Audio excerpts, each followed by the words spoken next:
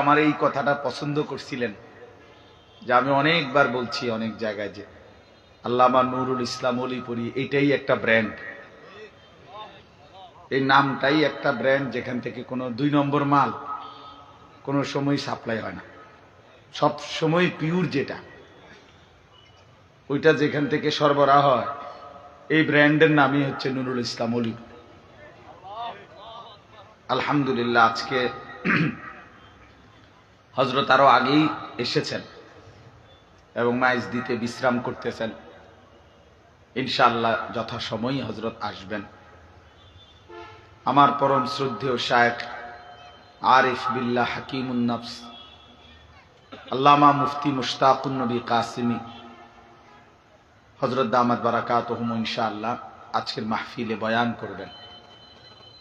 সবার কাছে আমার বিনীত অনুরোধ, ওলামায়ে কেরামের এই সবগুলো বয়ান মনোযোগ দিয়ে শুনে শেষ করে মুনাজাত করে যাওয়ার চেষ্টা করবেন। হিম্মত করলে সিদ্ধান্ত নিলে সম্ভব। এজন্য দয়া করে আমরা যদি সবাই সিদ্ধান্ত নেন তাইলে ইনশাআল্লাহ একদম শেষ পর্যন্ত ওলামায়ে কেরামের নসিহত শুনে দোয়া করে গেলে ইনশাআল্লাহ বরকত হবে। দ্বিতীয় অনুরোধ হলো আপনাদের যাদের হাতে মোবাইল, এই হাতে ধরা যে মোবাইলগুলো এগুলো নামায় ফেলা। দয়া করে হাতে মোবাইলটা ধরে রাখলে মনোযোগ হয় না, দিল জমে না, অর্থাৎ দিলের মধ্যে কথা ঢোকে না। ওই চাচা অসাধারণ সুন্দর কথা বলছে যে রেকর্ড অনেক আছে, আমল কর। এই চাচার এই কথা, এটা হাজার কথার এক কথা, লাখ কথার এক কথা, এটা আমিও শুনছি। এখন বললেন যে অর্থ হইল মোবাইলের মধ্যে তো 10,000 ওয়াজ আছে, 10 লাখ ওয়াজ আছে। বাংলাদেশের সারা পৃথিবীর হাজার হাজার লাখ লাখ বক্তা, ওয়াইস, বিভিন্ন স্কলার ব্যক্তিত্বদের অনেক বয়ানাত মোবাইলে আছে। কিন্তু দেখার বিষয় হলো আমার দিলে কি আছে, আমার জিন্দিগির মধ্যে কি আছে, আমার হালাত কি। এজন্য নিজের পরিবর্তন, নিজের ফিকির করা, নিজের ইসলাহের চেষ্টা করা, এটা তো জরুরি। কবরের মধ্যে কিংবা হাসরের মাঠে তো মোবাইল জমা নিবে না, আমার জিন্দিগির আমল নামা জমা নিবে। এজন্য দয়া করে আপনাদের কাছে অনুরোধ, মেহেরবানি করে মোবাইল যদি আলাদা করে এমনি শুনেন চেহারার দিকে তাকায়া, বরকত হবে। যার মধ্যে মনোযোগ, আগ্রহ, আন্তরিকতা থাকে আল্লাহর কথার প্রতি, তার জিন্দিগি বদলায়, গাফেল বদলায় না। আমার শায়েখ আল্লামা মুফতি মুশতাকুন নবী কাসিমি হুজুর প্রায় বলে 3 জিনিস মানুষকে বরবাদ করে। 1 নাম্বার হলো গাফলত, এই খামখেয়ালি অবহেলা, করতেছি করব না, করতেছি তো করছি তো, অবহেলা, তুচ্ছতাচ্ছিল্য, অবজ্ঞা, গাফলতি। 2 নাম্বার হলো জাহালত, অজ্ঞতা, না জানা, মূর্খতা। শিখলামে না, ইচ্ছা করলে 3 মাসেই কোরআন শরীফ শুদ্ধ করা যায়, কিন্তু আমি বিষয়টার কোনো গুরুত্বই দিলাম, যার ফলে 60 বছর পর্যন্ত নামাজ পড়ে অশুদ্ধ কোরআন, অশুদ্ধ সূরা কেরাত, দোয়া কালাম অশুদ্ধ, আত্তাহিয়াতু দুরুদ শরীফ, দোয়া কুনুত সবই অশুদ্ধ, ফলে কিচ্ছু গোড়ার ডিমও হয় না। ও একেবারে নুরানির বাচ্চাকেও যদি বলেন, তা আমাদের নুরানিতে বাচ্চাদেরকে পড়ানো হয় অজু ভঙ্গের কারণ, নামাজ ভঙ্গের কারণ 19টি। এর মধ্যে 1 নাম্বার হলো নামাজে অশুদ্ধ কোরআন পড়া, কেরাত পড়া। অশুদ্ধ কেরাত পড়লে নামাজ হয় না। তাইলে এই যে জাহালত, না জানা, যেটাই বলবেন হুজুর এই কথা তো আমি জানতাম না, আপনি জানতেন না। 30 বছর ধরে প্রত্যেক জুমায়, এক বছরে 52টা জুমা, তাহলে 52টা জুমার মধ্যে ইমাম সাহেব জুমার বয়ান করে, আপনি শুনলেন না কেন? কি গোড়ার ডিম শুনলেন? আপনি জানেন না? যেটা জিজ্ঞাসা করি আপনি এটাই জানেন না, তো কি ঘাস কাটলেন আজকে এতদিন? দিন শিখলেন না কেন? জানলেন না কেন? এটাকে কোনো বিষয় মনে করলেন না কেন? মসজিদে ঢুকছে 12:40 30 ইমাম সাহেব বয়ান শুরু করছে, ওনারও জুরানি শুরু হয়েছে। ইমাম সাহেবের ওয়াজ শেষ, ওনারও জুরানি শেষ। এই যে জুরা এরকম এই মাঝ বয়সী বয়স্ক লোকের অভ্যাস এটা। অথচ সপ্তাহের আর কোনো দিন পৌনে 1টা বাজে কোনো সময় ঘুমায় না। আপনি শনিবার রবিবার 12:30 1টার দিকে আপনি ওনারে বলেন না যে চাচা আজকে এখন একটু জুরান, উনি বলবে অন্য দুপুরের ভাতও খাইলাম না, অন্য ঘুমের টাইম মিয়া কথাবার্তা কোন আক্কল নাই। কিন্তু শুক্রবার জুমার দিন ওনারে কোন ব্যারামে ধরে, উনি এখানে বসে বসে জুরায়। মানে মূলত খামখেয়ালি, শেখার কোনো মানসিকতাই নাই, জানার কোনো মানসিকতাই নাই, কোনো মানসিক কলিজার ভিতরে প্রয়োজনীয়তাটাই নাই যে আমার জন্য আল্লাহর কোরআন, এই কোরআন আমার জন্য। রাসূলুল্লাহ সাল্লাল্লাহু আলাইহি সাল্লামের 23 বছরের জিন্দেগি আমার জন্য, আমার কবর, আমার হাসর, আমার মিজান, আমার ফুলসেরাত, আমার আখিরাত, আমার এই যে আমার এটা, ইন্না সালাতি ওয়া নুসুকি ওয়া মাহইয়ায়া ওয়া মামাতি, আমার আমার আমার নামাজ, আমার ইবাদত, আমার জীবন, আমার মরণ লিল্লাহি রাব্বিল আলামিন, মহান আল্লাহ পাকের জন্য। তাহলে এই যে এটা যদি আমরা দিলের মধ্যে বুঝতাম তো আরো মনোযোগী হইত। কিন্তু না জানা, সব কিছুর মধ্যেই কোরআন সুন্নাহ এবং ইসলামী হুকুম আহকাম না জানাটাকে কোনো লজ্জাও বোধ করে না। অনেক মুসলমান, অধিকাংশ জেনারেল শিক্ষিত অনেক মানুষ, উচ্চ শিক্ষিত, অনেক সুন্দর ইংরেজি বাংলা জানে, কথাবার্তা খুব চমৎকার, পৃথিবীর সর্বশেষ খবরটাও জানে। কিন্তু কোরআন শরীফের একটা সূরা কেরাত পড়তে বলবে, হুজুর বুঝেন তো আমরা তো জেনারেল শিক্ষিত মানুষ, তো এগুলো কি আর আমরা পারি? বাহ বাহ বাহ, মানে শুদ্ধ মারে কথা, বাংলা কয় শুদ্ধ, আরবি কয় অশুদ্ধ, ইংরেজি কয় শুদ্ধ, কোরআন শরীফ পড়ে অশুদ্ধ। তার মানে এটা কোনো বিষয়ই না। নাহলে ইংরেজিটা তো আপনি এত সুন্দর করে বলেন কেন? বাংলা কথাটা এত শুদ্ধ করে বলেন কেন? বলেন।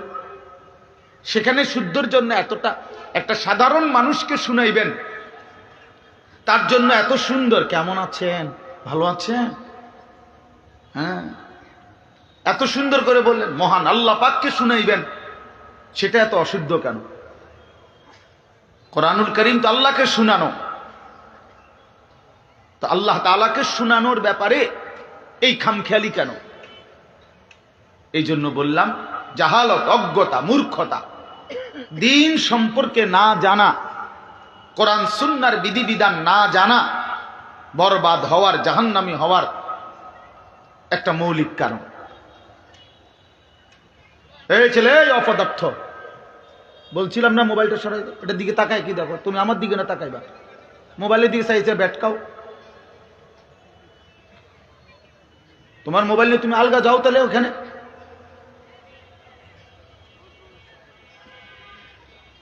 খামখেয়ালি অনেক ছেলে পেলের, মানে কোনো শব্দ, কোনো কথাই, কোনো ভদ্রতাই তার গায়ে বাজে না। আমার যেটা মন চায় এটা, এখানে হুজুর না পাবলিক, এটা মাহফিল না মুরব্বী না বয়স্ক, এত কথার দরকার কি? আমার মোবাইল আমি খালাস, এটাই সিস্টেম। নওজোয়ান আজকে এটাই বুঝে, আমি এবং আমার মোবাইল, আমারে বানানো হয়েছে মোবাইল টিপার জন্য, মোবাইলের বানানো হয়েছে আমার জন্য, খালাস। পৃথিবীতে, এই পৃথিবীর এই সব কিছু সৃষ্টির উদ্দেশ্য মোবাইল। এখানেই হাসে, এটা দেখে কান্দে, এটার উপরে আবেগ, চিন্তা, চেতনা, বুদ্ধি, বিবেচনা, সমস্ত কিছু এই মোবাইলটার উপর, সব কিছু। এই যে হে নিজে নিজে হাসে, মোবাইলের দিকে চাই হাসে, কি আশ্চর্য। আমি ছেড়ে দেওয়ার মানুষ, আমার এটা আমার বদ অভ্যাস, আমি টর্চ লাইটের মতো চোখ ঘুরাই। সদর বদর মানুষ আমি পছন্দ করি না। আমি একজনের জন্য বলতো আমার কোনো আপত্তি নেই। এজন্য ভাইয়া গাফলত, খামখেয়ালি, গাফেল কোনোদিনও আগাইতে পারে না, আগাইতে পারে না। জাহালত, মূর্খতা, না জানা। আর 3 নম্বর হলো দলালাত, পথভ্রষ্টতা, মানে পথ হারিয়ে ফেলা। আল্লাহ যার উপরে নারাজ হয় তাকে আল্লাহ তাআলা গুমরাহ করে দেয়। অনবরত, অব্যাহত, কথাটা বুঝেন, অব্যাহত গুনাহ এবং নাফরমানি ধারাবাহিক করতে করতে একদিন আল্লাহ পাক এমন নারাজ হয়, মনের ইচ্ছা মতো চলতে চলতে নাফরমান, একদিন আল্লাহ এমন নারাজ হয়, আল্লাহ ইচ্ছে করে আল্লাহই তাকে গুমরাহ করে দেয়। যা বেঈমান, তোরে আর আলোর পথ দেখাইলাম না। কোরআন শরীফে আছে, আফারাআইতা মান ইত্তাখাযা ইলাহাহু হাওয়াহু। আল্লাহ বলছে, বন্ধু আপনি দেখেন তাকে, যে তার মনের ইচ্ছাকে নিজের খোদা বানিয়ে ফেলেছে, তার মনে যা চাই তাই।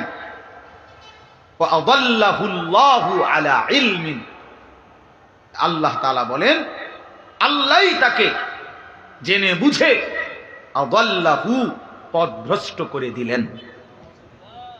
আল্লাহই গোমরা করে দিয়েছেন। যা বেঈমান, কয়দিন হয় নামাজ পড়স না?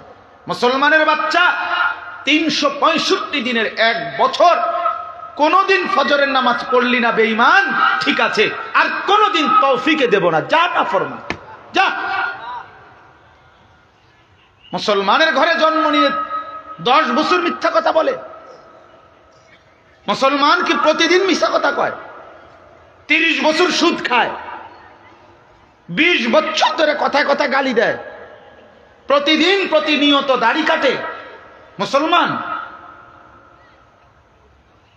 হ্যাঁ কি ব্যাপার? কত বছর দাড়ি কাটেন, কত বছর মিথ্যা বলেন, কত বছর ধরে সুদ খান, কত বছর ধরে নর্তকী দেখেন, নাটক সিনেমা দেখেন, টেলিভিশন দেখেন, কি ব্যাপার? ফিরতে পারছেন না কেন?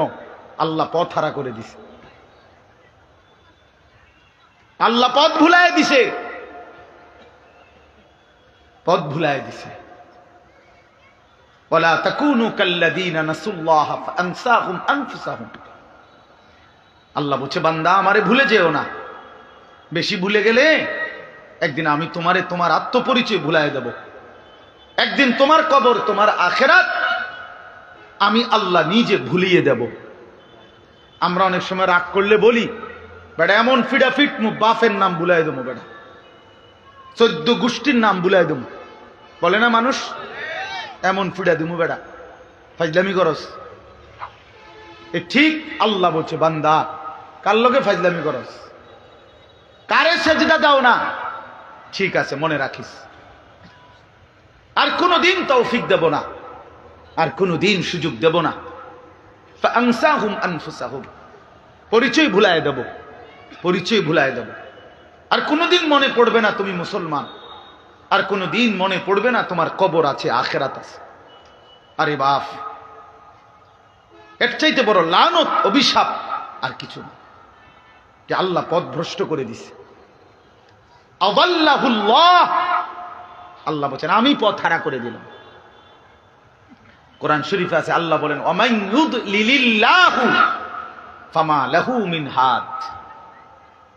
আল্লাহ যাকে পথ ভ্রষ্ট করে দিলেন তার জন্য আর কোথাও কোনো পথ প্রদর্শক নাই, নাই। আল্লাহ যদি কাউকে পথ ভ্রষ্ট করে দেয় তো তারে হেদায়েত দিবে কে? আব্দুল কাদের জিলানী, জুনায়েদ বাগদাদি, জুনায়েদ বাগদাদির আব্বা। তাইলে আল্লাহ বলেন আমি পথ দলালাত, পথ হারা করে দিলাম। ফামান লাম ইয়াজআলিল্লাহু লাহু নূরান ফামা লাহু মিন নূর। আল্লাহ বলেন আমার আলো যে পেল না তার জন্য আর ফামা লাহু মিন নূর, পৃথিবীর আর কোথাও তার জন্য কোনো আলো নাই। আমার আলো থেকে যে বঞ্চিত। প্রিয় বন্ধু, প্রিয় বাপ, প্রিয় নওজোয়ান, বুঝতে শিখো, ভাবতে শিখো বন্ধু। এমন নাফরমান হইও না যে নাফরমানির কারণে খোদা তোমার থেকে মুখ ফিরায় নিছে। আহা, এর চাইতে বড় লানত আর কিছু হইতে। মনে করেন এই ভাই তো আমার, মনে করেন সে আমার ছোট ভাই, তো সে ভুল করতেছে, ভুল রাস্তায় পথ দিছে, দুষ্টামি বান্দ্রামির। আমি তারে টাই নাই না, আচ্ছা তোরে থাপড়াইলাম, পিটলাম, কন্যাইলাম, মারলাম, তবে বলে দিলাম আর কোনোদিন যদি দেখি বেড়ায় দিকে ঠাক মারেলাম বেটা। সে অনেকক্ষণ কাঁদছে, ব্যথা পাইছে, কিন্তু ফিরে তো চলে আসছে। কথা বোঝেন নাই? সাময়িক এই ব্যথার কষ্ট তার একটু পরে চলে যাবে, কিন্তু সে তো নাফরমানির রাস্তা থেকে কি চলে আসলো। কিন্তু আমি যদি তার প্রতি এমন রাগ করলাম যে আমি বললাম যা পিছা দিয়ে ফিট তোর কপালে, তুই আগুনে পরস নাহলে পানিতে পরস, তুই ধ্বংস হ নাহলে বরবাদ হ, তোর যেটা মনে কর তুই এটা কর, যা, তোরে আমি বলবো না, ডাকবো না, ছুঁইবো না। তো বাহ্যিক যদিও মনে হয় যে আমি তারে থাপ্পড়ও দিই নাই, কোনো আঘাতও করি না, তে কাম দেও নাই, কিন্তু সে যে অন্ধকারের রাস্তায় ছুটলো, কেউ যে তাকে ফেরাচ্ছে না, তার অবস্থা কি, তার পরিণতিটা কোথায় বলেন? এর চাইতে কি তারে দইরা আইনা দুইটা কনি তখন ভালো আছিল না? এই জন্য বাপ, ওই আমরা যে ওয়াজ করি, যত বড় বক্তাই কন আর ছোট বক্তাই কন, আমরা আগে কথা ভাঙ্গা লই। এই যে খুতবা পড়ি না আমরা হুজুররা, কথা আগেই আমরা বুঝ কইরা লই।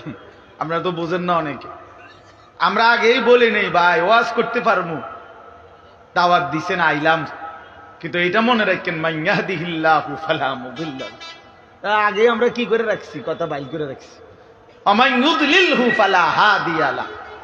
যারে দিয়েই ওয়াজ করান ভাই, আল্লাহ যদি হেদায়েত দেয় কেউ পথ ভ্রষ্ট করতে পারবে না, আল্লাহ যদি হেদায়েত না দেয় কেউ পথ দেখাইতে।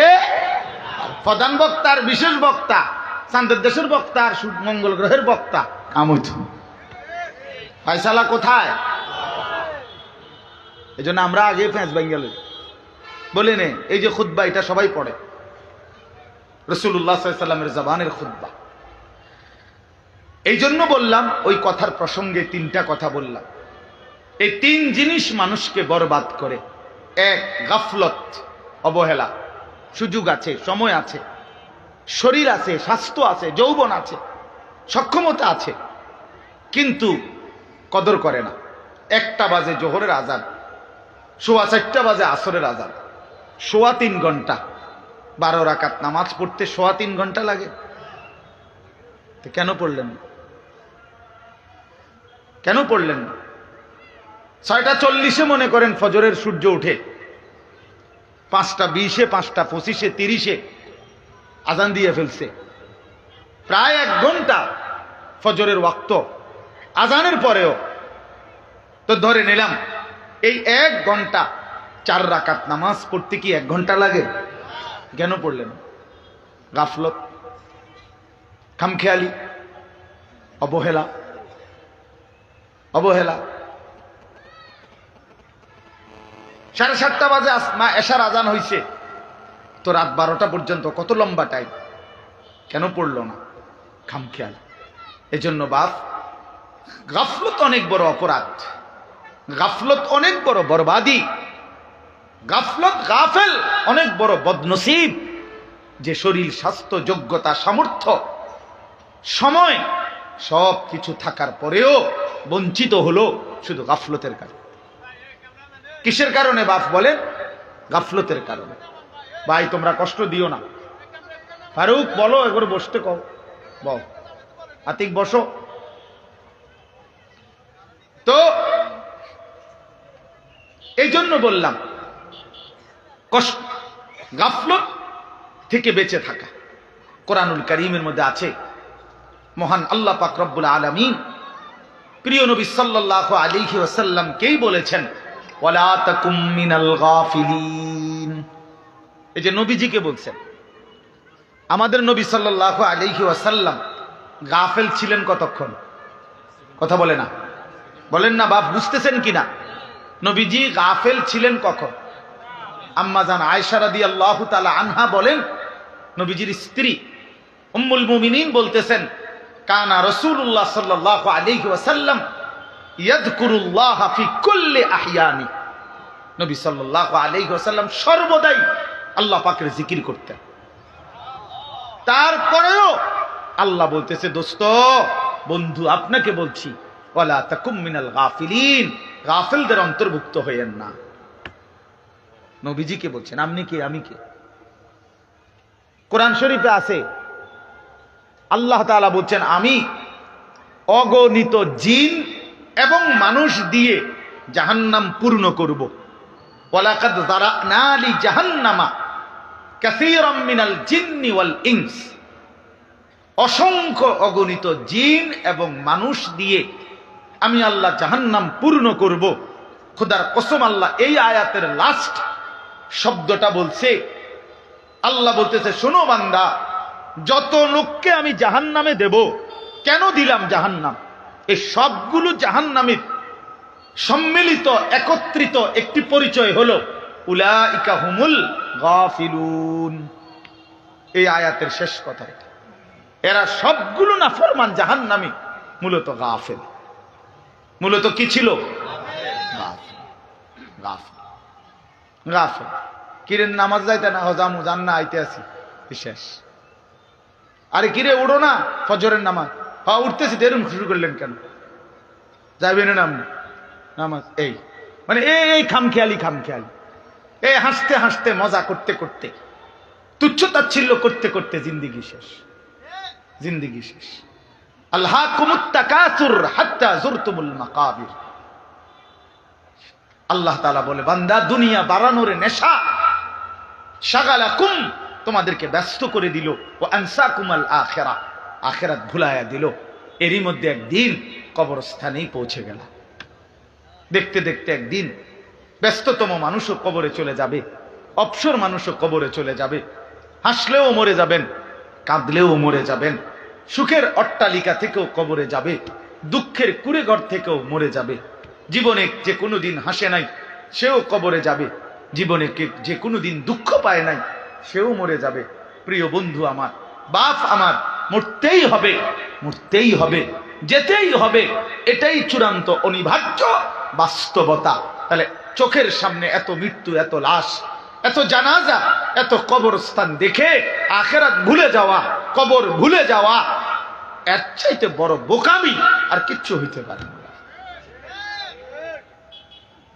30 বছর আগে একবার কবরের কথা কইছে, আর তো কোনোদিন কয় নাই, বিষয়টা খেয়াল ছিল না, এমন বলার সুযোগ আছে কি?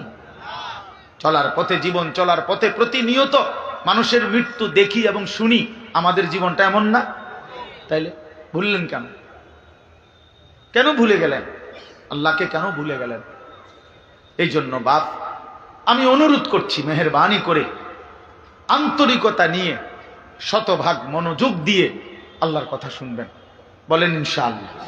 শুধু আমি একজনের বয়ান না, আমি এই কথাটা এতটা লম্বা করলাম এই জন্য, অর্থাৎ শুক্রবার জুম্মার বয়ান মনোযোগ দিয়ে শুনবেন। আপনার এলাকার হুজুর, স্থানীয় উলামায়ে কেরাম, আপনার মসজিদের ইমাম সাহেব, সবাই সারা বাংলাদেশ জনপ্রিয় হইতে হবে। প্রিয় ভাই আমার, এটা কোনো কথাই না। জনপ্রিয়তা, খ্যাতি, এটা একটা ধোঁকা, বেটা, এটা ধোঁকা। সফলতা কিংবা ব্যর্থতার জন্য জনপ্রিয়তা কোনো মুখ্য বিষয় নয়। সবাই চিনলে সফল, সবাই না চিনলে ব্যর্থ, এমন কথা কোরআন সুন্নাহর মধ্যে নাই। এমন কথা নাই। সফলতা কিংবা 10,000 মানুষের সামনে ওয়াজ করলে উনি সফল, আর 10 জনের সামনে বললে উনি ব্যর্থ, এই কথা কোরআন সুন্নাহর মধ্যে নাই। কথা বুঝছেন? কাজেই আপনার স্থানীয় উলামায়ে কেরামকে সর্বোচ্চ কদর করবেন। বলেন ইনশাআল্লাহ। ও আসরের পরে কে বয়ান করবে? ও হুজুর, আমরা এলাকার হুজুররা কিছু টুকটাক কইব, ওই এমনি কথা কয়, ওটা বেটকি মারে। হ্যাঁ, এবার এলাকার হুজুর কন এটা টুকটাক হয়ে গেছে। তা আমি অনেক মানুষের জিজ্ঞাসা করছি, মিয়া স্থানীয় উলামায়ে কেরাম বললে বুঝি এটা টুকটাক হয়? টুকটাক অর্থ কি? আল্লাহর কথা বল, টুকটাক কি তা বলেন? তামাশা আর কি। অথচ কোরআনুল কারীমের মধ্যে আছে, ওয়াজাআকুমুন নাযীর, আল্লাহ প্রত্যেক জাহান্নামীকে বলবে, তোমার কাছে আমি 2টা জিনিস, এক, তোমারে আমি হায়াত দিছি আমল করার মতো, আরেকটা হলো তোমার কাছে আমি ভয় প্রদর্শনকারী বান্দা পাঠিয়েছি। অতএব প্রত্যেক অঞ্চলে ওয়ালি কুল্লি কওমিন হাদ, কোরআনে আল্লাহ বলছে প্রত্যেক জাতির জন্য, গোষ্ঠীর জন্য পথ প্রদর্শক আল্লাহ নির্ধারণ করেছেন। এজন্য খোদার কসম বাপ, প্রত্যেক এলাকার, প্রত্যেক জনপদের, প্রত্যেক মহল্লার স্থানীয় উলামায়ে কেরাম ওই এলাকার, ওই অঞ্চলের মানুষের রাহবার, হাত, পথ প্রদর্শক। আপনি যদি ওনাদেরকে কদর না করেন, আলো পাবেন না, আলো পাবেন না। না, সবসময় বড় চাঁদের দেশের হুজুর আইতেইব, মঙ্গল গ্রহ থেকে একের ফিকাফে করে হুজুর আনতে হইব, এটা বিরাট তাজা হুজুর, মোড়া তাজা হুজুর আনতে হইব, এটা কোনো কথা না। না না, সবাই চিনতে হবে জরুরি না। আপনাদেরকে আমি একটা ছোট্ট উদাহরণ বলি। কোরআনুল কারীমের মধ্যে 25 জন নবী এবং রাসূলের নাম আছে। এখানে আমার শ্রদ্ধেয় উলামায়ে কেরাম আছেন, আপনি জিজ্ঞেস করেন কোরআনে নবীর নাম আছে কয়জন? 25 জন। বলেন না কয়জন? তো নবী রাসূল তো মোট 25 জন, কয়জন? তো 1,24,000 কিংবা 2,24,000, এই আরো বেশি কম হইতে পারে। তো 1,24,000-ই ধরেন। তো কোরআন শরীফে নবীদের নাম আছে 25 জন। হাদিস এবং অন্যান্য ইতিহাসের কিতাবে মিলাইলে, সবগুলো মিলাইয়া বাড়ি সালান দিয়া 100 নবীর নাম মিলাইতে কষ্ট হয়ে যাবে। কথা বুঝেন? একেবারে বাড়ি সালান দিল সমস্ত নবীর নাম মিলাইলে, সব কিতাব খুঁজা, তো 100 জনে যদি মনে করেন জানা গেল, ধরে নিলাম, তো 1,24,000 নবীর মধ্যে 100 জনের নাম মনে করেন আমরা পৃথিবীবাসী জানি, ওলামায়ে কেরাম জানে, তো বাকি যাদের নাম কেউ জানে না, ওনারা ব্যর্থ। মতো তো চেনে না, ওনারা তো ভাইরাল না, ওনাগরে তো সবাই চেনে না, বলেন তো ওনারা ব্যর্থ। তাইলে আমাদের প্রিয় নবী সাল্লাল্লাহু আলাইহি ওয়াসাল্লাম বিদায় হজ্জের মাঠে আরাফাতের ময়দানে ভাষণ দিয়েছিলেন যখন 10ম হিজরিতে, তখন নবীজির সামনে হজ্জের মাঠেই ছিল 1.25 লক্ষ সাহাবী। তো কম বেশি হইতে পারে আরো, তা আপনি ধরেন 1,25,000, এটাই তো 1.25 লক্ষ নাকি? পৃথিবীর সমস্ত কিতাব একত্রিত করলেও 5,000 সাহাবীর নাম খুঁজে পাওয়া যাবে না। একবার সব কিতাব খুঁজে ফেলল, সর্বোচ্চ 313 জন বদরি সাহাবীর নাম একসাথে আছে, আর বাকি আরো আছে সাহাবীদের নাম। তো আপনি মনে করেন একেবারে সর্বোচ্চ তালাশ করে 5,000-এর নাম মিলাইল, কথার কথায় এতটুকু হবে না, আরো কম। আমি ধরে নিলাম 5,000 সাহাবীর নাম জানি আমরা, বা হুজুররা জানে, বা কিতাবে লেখা হয়েছে। তো শুধু আরাফাতের ময়দানেই তো ছিল 1,25,000 সাহাবী, সবাই তো একেবারে হজে আসে নাই, আরো তো ছিল বাড়ি ঘরে নাকি? আচ্ছা এবার দেন, আপনি 1,25,000 থেকে যদি 5,000-এর নাম সবাই জানে, তো 1,20,000 সাহাবীর নাম তো পৃথিবীবাসী কেউ জানে না, তো ওনারা ব্যর্থ। এটা এটা এটা যদি বুঝে থাকেন, তো নিজ নিজ মহল্লার স্থানীয় ওলামায়ে কেরামকে কদর করবেন। শুক্রবারে জুমার বয়ান 100% মনোযোগ দিয়ে শুনবেন, তাইলে ইনশাআল্লাহ দেখবেন জিন্দেগি সুন্দর হবে। ধারাবাহিকভাবে শুনতে হবে। 52 সপ্তাহ, একটা বছর, খামখেয়ালি মনে করেন না।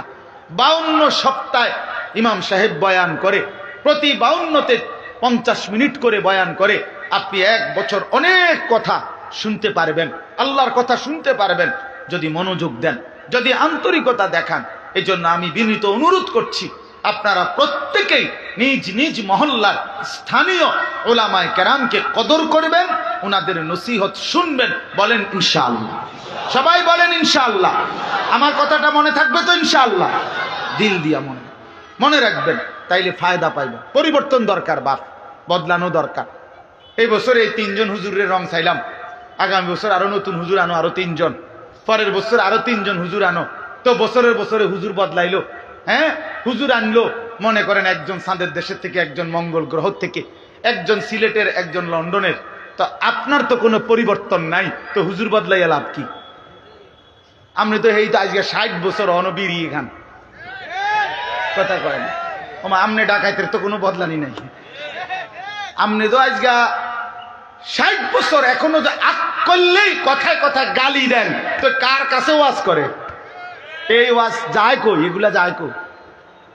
এত ওয়াজ কই যায়? বলেন ইনসাফের সাথে। এই জন্য দয়া করে ভাবতে শিখেন, বুঝতে শিখেন। একজন আলেমকে আমারে মনে করেন 10,000 মানুষ আমারে চিনে, 10 লাখ মানুষ চিনে মনে করেন, তো চিনলে আপনার কি? আপনার ফায়দা কি মিয়া? আপনি বদলাবেন কখন সেটা বলেন, আপনি চেঞ্জ হবেন কখন সেটা বলেন, আপনার আমার জিন্দেগি চেঞ্জ হবে কোন দিন সেটা বলেন। এই জন্য প্রিয় ভাই, প্রিয় বাপ, ওলামায়ে কেরামের কথাকে কদর করে নিজের ফিকির করা, নিজের সংশোধনের ফিকির করা, নিজের জিন্দেগি সাজানোর ফিকির করা, এটা জরুরি বিষয়। ইন উরিদু ইল্লাল ইসলাহা মাস্তাতাতু, কোরআন শরীফে আছে নবীগণ মানুষদেরকে বলতেন, হে আমার জাতি, দিবা নিশি তোমাদেরকে আল্লাহর পথে ডাকতেছি। কেন কেন ডাকছেন? 950 বছর হযরত নূহ আলাইহিস সালাম মানুষকে আল্লাহর দিকে কেন ডাকলেন? আর নবীরা বলতেন, ইন উরিদু ইল্লাল ইসলাহা মাস্তাতাতু, হে আমার জাতি, আর কোনো উদ্দেশ্য নাই, উদ্দেশ্য কেবল একটাই, তোমাদের সংশোধন আমার সাধ্যের সবটুকু দিয়ে। নবীরা বলতেন যে আমি আমার সাধ্যের সবটুকু দিয়ে আমি তোমাদের সংশোধন চাই, তোমাদের পরিবর্তন চাই। এই জন্য আল্লাহ নবী সাল্লাল্লাহু আলাইহি সাল্লাম 23টা বছর দুয়ারে দুয়ারে ঘুরছেন।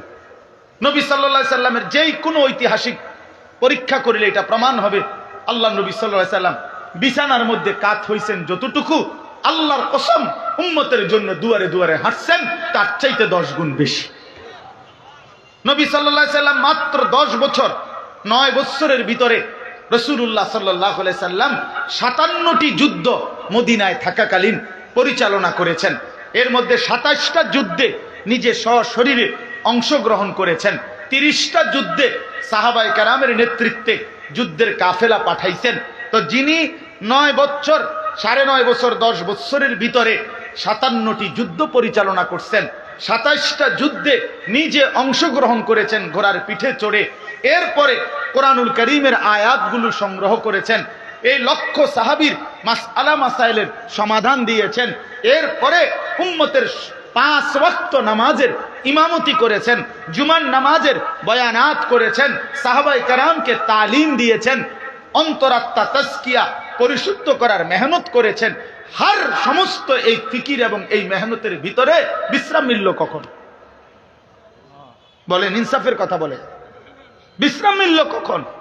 এই পরিমাণ পেরেশানি আর অস্থিরতা আল্লাহ নবী সাল্লাল্লাহু আলাইহি সাল্লামের ছিল, যে অস্থিরতা আর পেরেশানির কারণে আল্লাহ তাআলা কোরআনুল কারীমের আয়াত নাজিল করে আল্লাহ নবীকে থামতে বলছে, বন্ধু, ফালাআল্লাকা বাখিউন নাফসাকা আলা আসারিহিম ইল্লাম ইউমিনু বিহাদাল হাদিস আসাফা। আল্লাহ নিজে বলছে, বন্ধু, আরে আরে আরে আপনি তো মরে যাবেন, আপনি কি শুরু করলেন? লোকেরা ঈমান আনতেছে না, এই আফসোসে আফসোসে আপনি কি মরে যাবেন? আপনি কি জীবন দিয়ে ফেলবেন নাকি? থামেন, একটু বিশ্রাম করেন, শরীরের উপরে রহম করে, রহম করে। আজকে আমরা শামীম ভাই, এখানের ওলামায়ে কেরাম, এরা আমারে বলতেছে, হুজুর শামীম ভাইরে কত থামান, বেচারারা কোন একটু বিশ্রাম হয়েছে, কোনো ঘুম নাই, নিদ নাই, একটা মাহফিলের জন্য কি পরিমাণ দৌড়াদৌড়ি। আমিও আইয়া দেখছি যে ঘাম বাইয়া বাইয়া পড়তেছে। কথার কথা, তাহলে পেরেশানি রাসূলুল্লাহ সাল্লাল্লাহু আলাইহি সাল্লামের এমন ছিল। এই জন্য দোস্ত আমার, বন্ধু আমার, ফিকির একটাই, ওলামায়ে কেরামের সংশোধন, সংশোধন, সংশোধন দরকার।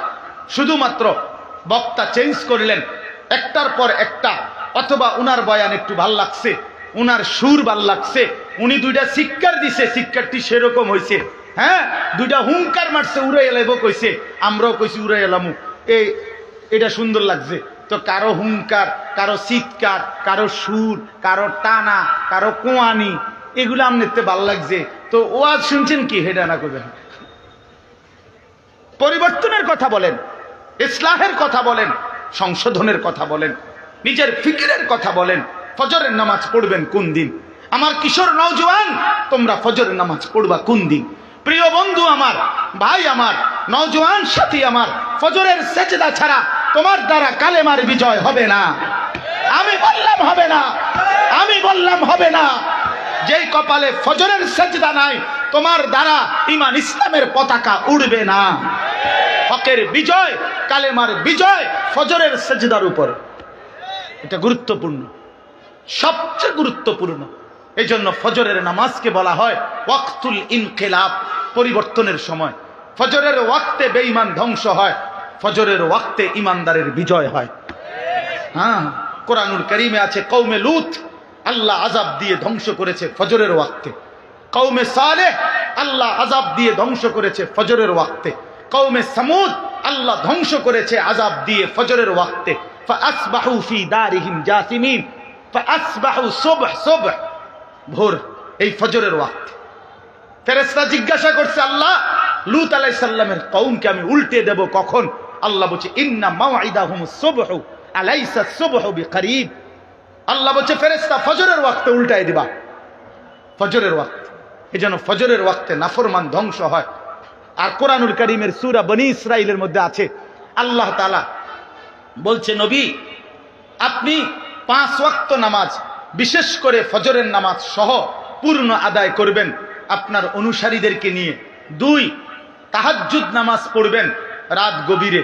3 আমি আল্লাহর কাছে বেশি বেশি দোয়া করবেন। আল্লাহর নবী বলেন, আরে আল্লাহ বলেন বন্ধু এই 3 আমলে যত্নবান হবেন, আমি ওয়াদা দিলাম ওয়াকুল জা আল হাক্কু ওয়া যাহাকাল বাতিল। এরপরে আয়াত সূরা বনী ইসরাঈলে এই 3 আমলের পরের আয়াত হলো, চতুর্থ আয়াত হলো এটা, আকিমিস সালাতা লিদুলুকিশ শামসি ইলা গাসাকিল লাইলি ওয়া কুরআনাল ফজর ইন্না কুরআনাল ফজরি কানা মাশহুদা।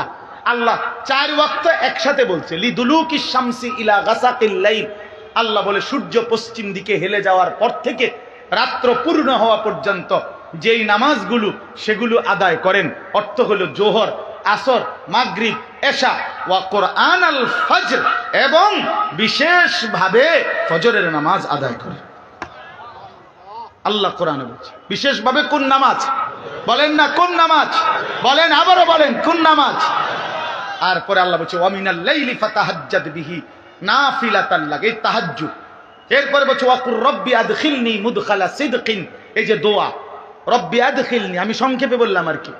এক হলো ফজর সহ 5 ওয়াক্ত নামাজ, 2 তাহাজ্জুদ নামাজ, 3 বেশি বেশি দোয়া। খোদার কসম আল্লাহ এরপরেই বলছে যেন নবী বলছে মাওলা এই 3টা ঠিকমতো আদায় করছি, ফজর সহ 5 ওয়াক্ত নামাজ পড়ছি, তাহাজ্জুদ আদায় করছি, আপনার কাছে দোয়ার হক আদায় করছি। আল্লাহ এখন বলেন অকুল জা আল হাক্কু, এবার বলেন শুনেন জা আল হক, হকের বিজয় হয়ে গেল। এজন্য প্রিয় বন্ধু ফজরের সেজদা ছাড়া ইমানের বিজয় হবে না, ইসলামের বিজয় হবে না, কোরআনের বিজয় হবে না। আমার কাছে একটা আরবি কিতাব আছে, ডক্টর রাগিব সারজানির লিখিত কিতাব, মিশরের একজন দার্শনিক পণ্ডিতের লেখা। এই কিতাবের মধ্যে আছে, উনি বলছেন ইয়াহুদি যারা, এই যে ইসরায়েলের ইয়াহুদি কুত্তারা, এদের যত ধর্মগুরু, ইয়াহুদি ধর্মের যত পণ্ডিত ধর্মগুরু, তাদের একটা বক্তব্য হলো তাদের ধর্মগুরুরা ইয়াহুদিদেরকে বলে যে মুসলমানদের হাতে ইয়াহুদিদের পরাজয় হবে কোন দিন, ইয়াহুদিদের পরাজয় চূড়ান্ত হবে কোন দিন? তাদের ধর্মগুরুদের বক্তব্য হলো যেদিন মুসলমানদের জুমা এবং ফজর বরাবর হবে। আল্লাহর কসম আমি নিজে পড়ছি, মুসলমানদের জুমার নামাজ আর ফজরের নামাজের মুসল্লি যেদিন বরাবর হবে সেদিন ইমানদার মুসলমানদের হাতে সমস্ত বেঈমানের পরাজয় হবে। দাজ্জালের বিরুদ্ধে ইমাম মাহদী এবং ঈসা আলাইহিস সালাম চূড়ান্ত লড়াই করবেন কখন, এই ব্যাপারে 2টা বর্ণনা। একটা হলো ঈসা আলাইহিস সালাম নেমে আসবেন আসরের নামাজের সময়, আরেকটা বর্ণনা হলো ঈসা আলাইহিস সালাম ইমাম মাহদীকে নিয়ে দাজ্জালের বিরুদ্ধে এবং ইহুদিদের শেষ ধ্বংস করার জন্য শেষ চূড়ান্ত বের হবেন ময়দানের দিকে ফজরের নামাজ পড়ে। ওইখানে আছে ইবনে মাজার হাদিস। হ্যাঁ হ্যাঁ, ফজরের নামাজ পড়ে। এই জন্য ফজরের মুসল্লি যারা মাহদীর সঙ্গী, তারা ফজরের মুসল্লি যারা ঈসা নবীর সঙ্গী হবে, তারা ফজরের মুসল্লি যারা দাজ্জালের বিরুদ্ধে লড়বে, তারা ফজরের মুসল্লি যারা ইসরায়েলের ইহুদিদেরকে হত্যা করবে, তারা ইনশাআল্লাহ ইনশাআল্লাহ তাদের হাতে কালেমার বিজয় হবে, ইসলামের বিজয় হবে ইনশাআল্লাহ। আগামীর পতাকা উড়বে ইনশাআল্লাহ। এই জন্য নওজোয়ান সিদ্ধান্ত নাও, ফজরের নামাজ জামাতে পড়বো ইনশাআল্লাহ। বলো ইনশাআল্লাহ। নওজোয়ান যারা, নওজোয়ান 30-এর নিচে যাদের বয়স, তোমরা দাঁড়ায় কও, দাঁড়াও ইনশাআল্লাহ। নওজোয়ান বুড়া মানুষ দাঁড়ায় না, নওজোয়ান দাঁড়াও, নওজোয়ান দাঁড়াও, হ্যাঁ দাঁড়াও নওজোয়ান, বলো ইনশাআল্লাহ। কি কথা কও, কিটা ইনশাআল্লাহ এটা কও, সবাই বলো, সবাই বলো, বাটপারি করো না, বাটপারি করো না, বলো ফজরের নামাজ পড়বো ইনশাআল্লাহ, বলো ফজরের নামাজ পড়বো ইনশাআল্লাহ। বসো ভাইয়া, দেখছেন হুজুর কি পরিমাণ নওজোয়ান। ইনশাআল্লাহ আগামীর পৃথিবীতে তোমরা কালেমার পতাকা উড়াবা ইনশাআল্লাহ, ইসলামের পতাকা উড়বে ইনশাআল্লাহ।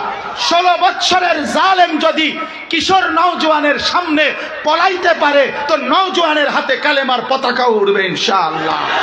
হ্যাঁ হ্যাঁ ইনশাআল্লাহ, কোনো সন্দেহ নাই, সন্দেহ নাই। আগামীর পতাকা ইসলামের পতাকা। 15 মাস টানা জুলুম করে গোটা ইউরোপের বেঈমানরা, আমেরিকার বেঈমানরা শতভাগ অস্ত্র দিয়ে, টাকা দিয়ে, মিলিয়ন মিলিয়ন ডলার দিয়ে গত 15 মাস সাহায্য করেছিল যেই ইসরায়েলের কুত্তাদেরকে। ওই কুত্তারা ফিলিস্তিনের গাজায় 15 মাস 7 অক্টোবর 2023 থেকে লাগাতার ইমানদার মুসলমানদের উপরে আক্রমণ করেছে। প্রায় 50,000-এর চাইতে বেশি মুসলমান শহীদ করছে, 6 লক্ষের চাইতে বেশি বাচ্চা এতিম হয়েছে, লক্ষ লক্ষ মা বোন স্বামী হারা বাপ হারা হয়েছে। একটা ঘর বাড়ি গাজার মধ্যে ফিলিস্তিনের মাটির উপরে নাই, সমান করে দিছে।